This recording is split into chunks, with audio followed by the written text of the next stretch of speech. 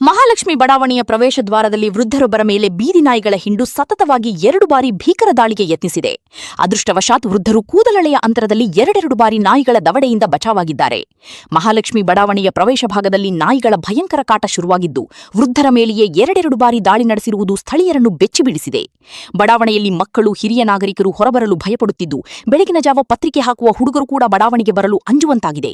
ಪುರಸಭೆಯ ದಿವ್ಯ ನಿರ್ಲಕ್ಷ್ಯ. 2100 ನಾಯಿಗಳಲ್ಲಿ ಕೇವಲ 50ಕ್ಕಷ್ಟೇ ಲಸಿಕೆ. ಕಳೆದ ಕೆಲವು ತಿಂಗಳ ಹಿಂದೆ ಮಗುವಿನ ಮೇಲೆ ನಾಯಿ ದಾಳಿ ಮಾಡಿದ ಸಂದರ್ಭದಲ್ಲಿ ಸಾರ್ವಜನಿಕರ ಆಕ್ರೋಶಕ್ಕೆ ಹೆದರಿದ್ದ ಪುರಸಭೆ ತರಾತುರಿಯಲ್ಲಿ ಕಣ್ಣೊರಿಸುವ ತಂತ್ರಕ್ಕೆ ಮುಂದಾಗಿತ್ತು.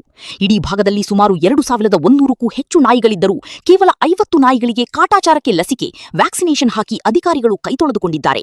ಉಳಿದ 2000ಕ್ಕೂ ಹೆಚ್ಚು ನಾಯಿಗಳನ್ನು ಮುಕ್ತವಾಗಿ ಬಿಟ್ಟು ಸಾರ್ವಜನಿಕರ ಜೀವದ ಜೊತೆ ಪುರಸಭೆ ಚೆಲ್ಲಾಟವಾಡುತ್ತಿದೆ. ಅಧಿಕಾರಿಗಳಿಗೆ ಸಾರ್ವಜನಿಕರ ನೇರ ಎಚ್ಚರಿಕೆ. 2 ಬಾರಿ ವೃದ್ಧನ ಮೇಲೆ ದಾಳಿ ನಡೆದರೂ ಪುರಸಭೆ ಕಣ್ಣು ಮುಚ್ಚಿ ಕುಳಿತಿದೆ.